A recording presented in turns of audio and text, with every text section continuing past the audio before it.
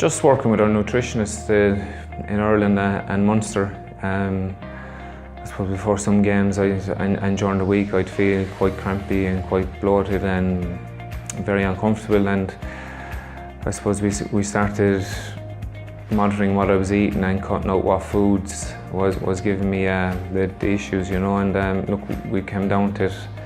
I've been gluten-free nearly 18 months now, you know, and you know, I've had no issues since. From time to time I'd have a bit of gluten, like, you know, and you know, I don't get finally sick from it, like, but you know, it just makes me unbelievably uncomfortable, so I try and stay away from it as much as possible. Yeah, that's like before I couldn't figure out why certain games I was feeling good and certain games I was feeling bad, and it was the amount of food, and I suppose, as I said there, we pinpointed it being gluten.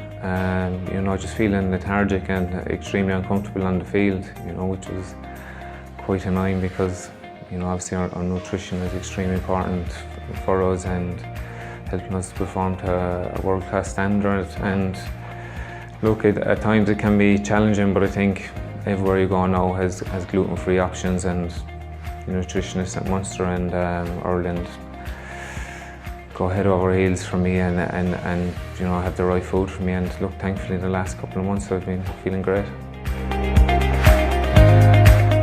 Yeah, no, it was just a process of elimination, you know. You know, I think if a lot of people got tests, I think a lot of them might show, you know, a couple of symptoms or whatever towards gluten and other foods, you know, and it doesn't just have to be gluten. Some people, you know, mightn't agree with a certain food, and you know, thankfully, you know, I stick to just a certain amount of foods now, which I know make me feel good. Yeah, Kevin O'Byrne in Munster, he's a hooker as well. He's gluten intolerant, so the two of us go off and have our dates.